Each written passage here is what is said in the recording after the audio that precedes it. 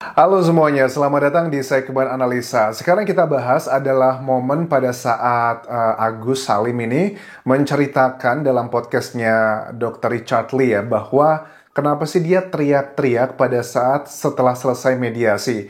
Ini adalah video yang sebenarnya itu direkam sesaat ya atau setelah terjadinya proses mediasi di mana Novi itu walk out. Tetapi kan ada beberapa pihak yang menurut Farah Tabas nggak mau ini videonya ditayangin. Tapi akhirnya Dr. Lee, Richard Lee, mau menayangkan ini atas permintaan dari FA. FA ini dugaannya adalah Farhad Abbas. Memang apa sih poin-poin yang ngebuat kita itu kayaknya kok curiga banget nggak boleh ditayangin dari sebagian pihak itu? Ternyata ada satu statement yang juga cukup unik.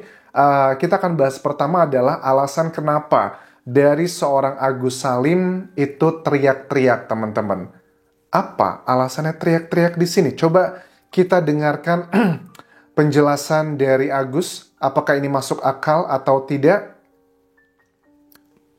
Ntar, ini dia ada salah satu cuplikan ya. Kan udah Agus sakit, ditambah tekanan yang kayak gitu, tambah keluarga Agus juga pada sedih semua ngelihat Agus gitu. Ya Agus terus terang aja dok, lebih baik Agus mati gitu daripada ngelihat keluarga Agus kayak gitu. Udah Agus orang susah, ya gitu. Jangan lagi, udah orang tua Agus susah, semua susah, tambah susah kayak gini, tambah lagi orang nyerang ke Agus lagi gitu. Ya kalau memang pun Agus salah dengan perbuatan yang moral yang Agus lakukan, oke Agus minta maaf gitu kan. Tapi jangan sampai segitunya gitu, sampai nyerang keluarga Agus gitu. Lebih baik Agus mati gitu. Oh, Udah jadi realistik, aku mikir gitu sih dok. Agus ini ngerasa tertekan banget gitu, apalagi dengan Novi walk out, dia ngerasa masalahnya itu nggak berhenti-berhenti gitu. Apakah itu ngerasa Agus kayak orang yang paling menderita banget dan dia ngerasa kesalahannya itu tidak sebegitu fatalnya sampai harus mendapatkan respon seperti ini? Apakah itu yang kamu maksud ya Gus ya? Gitu. Oke, Gus, Oke. kalau Terus bagian ini menurut aku ya adalah hak pribadinya Agus, karena kita nggak bisa mengontrol ya, setiap orang itu kan punya daya tahannya masing-masing. Cuman ya kalau dibilang permasalahannya adalah karena Novi atau karena pihak lain, kalau aku tangkap di sini secara nggak langsung Agus itu menyalahkan Novi. Kenapa aku bisa bilang menyalahkan Novi?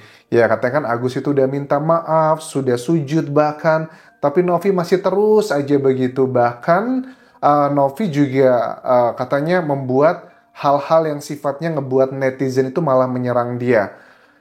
Aduh, serba salah ya kalau Agus ngomongnya seperti itu. Bahkan pada saat Dr. Richard ini minta pendapat, minta statement buat Novi dan juga Denso. Pada saat Agus ngomong buat Novi, itu bagiannya kok kata-katanya malah banyak yang kecewa ya.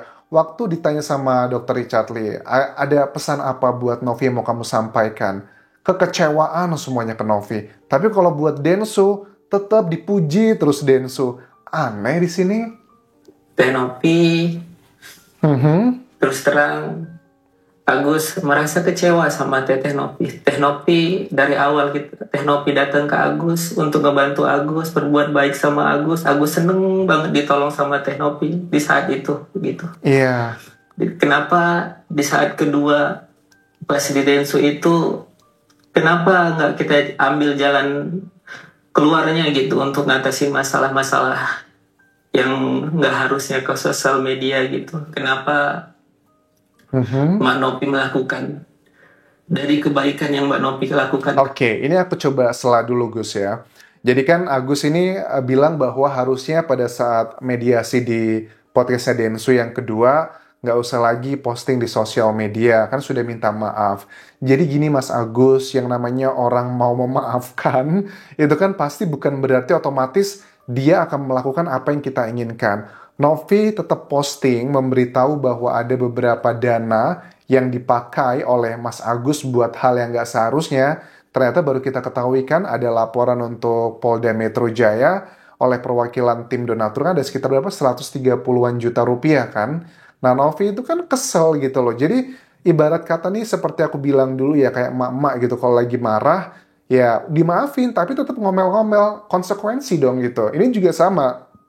Karena kalian sudah melakukan tindakan yang tidak seharusnya, ya orang bilang katanya, kalau kata Hotman Paris kan, ada yang ngebela, ada juga yang menguntungkan dan juga merugikan kamu. Hotman Paris bilang, uang tersebut sudah milik kamu secara hukum, tetapi secara moral, harusnya kamu tidak boleh seperti itu. Nah, aku pinjam kata-katanya Bang Hotman Paris di situ. Jadi moralnya mungkin agak kurang pas. Nah, pada saat Novi marah-marah dengan memposting tersebut, harusnya kamu terima. Itu adalah konsekuensi dari Agus, Wawa, dan keluarganya.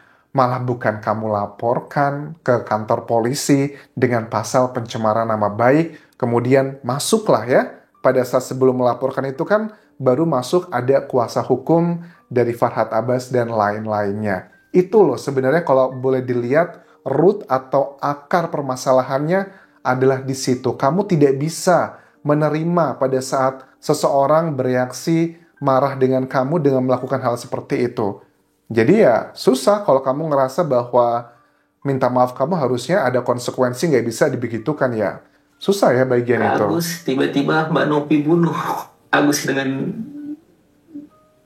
ya seperti upload-uploadan Mbak Novi ke Agus gitu, sehingga netizen itu menyerang ke keluarga Agus, ke Agus gitu. Kenapa kebaikan itu Mbak Novi hancurkan gitu untuk keluarga Agus gitu. Aku rasa yang menghancurkan hal yang awalnya baik itu bukan Novi sih Agus ya, mohon maaf ya. Kan awalnya juga 8 ribuan netizen tuh donasi loh ke rekening kamu gitu. Jadi yang mengkhianati itu semua menurut aku bukan Novi. Jadi ya please stop playing victim bagian ini. Akui dulu lah bagian kesalahannya. Jangan cuma di bibir, iya Agus yang salah, Agus minta maaf, tapi di bagian lain tetap menyalahkan orang lain. Aku rasa itu bukanlah bentuk orang yang berjiwa besar mengakui kesalahannya sih. Kalaupun memang Mbak Novi kepengen gitu uang itu di yayasan, ya nggak apa-apa, ngomong aja kan dari awal juga nggak masalah sama Agus. Agus juga nggak lari kok dari kota ibu Jakarta ini. Itu aja sih gitu. Ya udah di yayasan ya udah nggak usah diributkan harusnya. Tapi kan kenyataannya antara omongan Agus dengan fakta tidak sama. Nah pada saat Dr. Richard Lee nanya nih ya sama Agus, gimana dengan Bang Denso? Kok berbeda 180 derajat ya? Karena Novi sama Denso itu sebenarnya satu tim ya. Tapi kok bisa kamu memandang Novi dengan penuh kekecewaan, tapi pada saat kamu memandang Denso, kok katanya orang yang bijaksana dan tidak mengecewakan? Maksudnya gimana ini Agus? Pak Denso orang baik. Agus kenal, walaupun Agus ketemu sekali, kedua kali sama Pak Denso. Pak Denso tuh orang yang bijaksana gitu. Kalaupun Pak Denso melakukan merasa kecewa sama Agus gitu, Agus minta maaf sebesar-besarnya sama Pak Denso gitu. Jangan gara-gara masalah uang Pak Denso marah sama Agus gitu. Agus nggak pernah ada niatan sejahat itu sama Bapak gitu. Agus dari lubuk hati Agus yang paling dalam, maafkan Agus Pak gitu. Itu aja sih. Tuhan, kalau sama Denso kok sebegitu soft dan juga punya tingkat toleransi yang cukup tinggi. Padahal Denso sama Novi itu satu tim. Maksud satu tim itu gini loh ya. Apa yang dilakukan Novi itu juga atas persetujuan Denso. Misalnya adalah terkait dengan uangnya Agus yang di rekening itu diamankan dulu, dimasukin ke yayasan. Itu juga permintaannya Denso juga kan. Jadi sebelum jelas uangnya buat apa diamankan.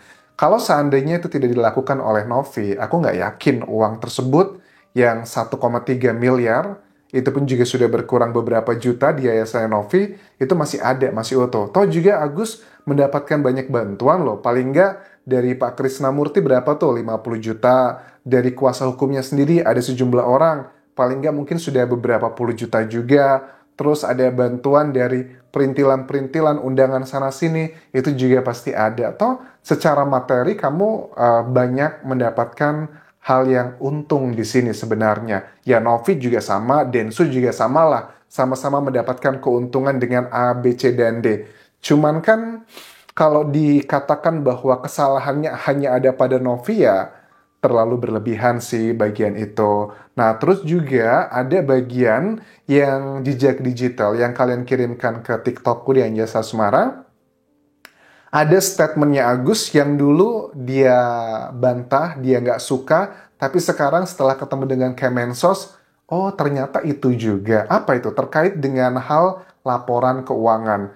Eh, ini kalau nggak salah waktu wawancaranya di mana tempatnya Uya Kuya ya, dia kan bilang, masa saya harus melaporkan semuanya A, B, C, dan D, dikit-dikit lapor.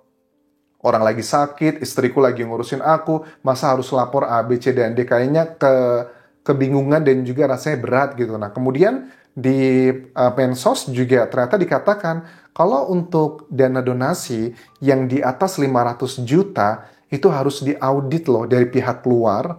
Nah, dia audit dari pihak luar tuh ya harus jelas pengeluarannya buat apa aja. Kalau nggak begitu nanti bisa kena pasal. Coba kita simak jejak digitalnya berikut ini, teman-teman. Ini terus dibuat pakai laporan lagi pengeluaran, hari ini beli apa, makanan apa, begitu panjang lah gitu, kayak gitu, kayak apa namanya itu, memang detail banget kok. Kenapa di awal nggak kayak gitu, kenapa pas yang kedua seperti itu banget gitu. Jadi kita kan pusing, gimana istri saya ngurusin saya gitu, ngurusinnya kayak gitu lagi, nyatetin pengeluarannya. Nah, dia ngerasa keberatan buat nyatetin pengeluarannya. Ini kayaknya dipercepat ya videonya ya. Terus dia ngerasa kasihan istrinya udah pusing ngurusin saya, pusing juga harus ngurusin pengeluaran.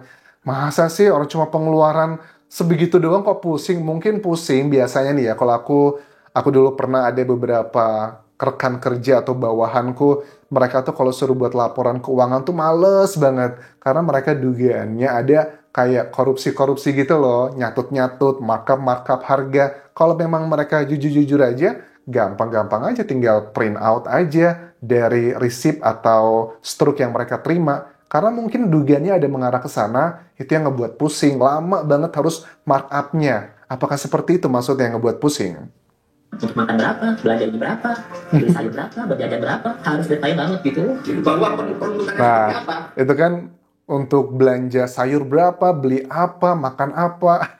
Ya kalau memang jujur biasanya nggak akan sibuk ya, tinggal ya udah sesuai dengan receipt aja atau apa receipt itu, faktur faktur nota, nah nota gitu kan ya. Itu waktu ngomong di podcastnya Uya Kuya. Nah sekarang ini yang terakhir waktu di Kemensos. Pak Menterinya ngomong apa? Dengarkan baik-baik ini ya. Harus dipertanggungjawabkan. Misalnya ya, ini dari atas 500 juta. Ya harus dipertanggungjawabkan. Pendapatan yang didapat itu untuk apa saja? Untuk pendapatan.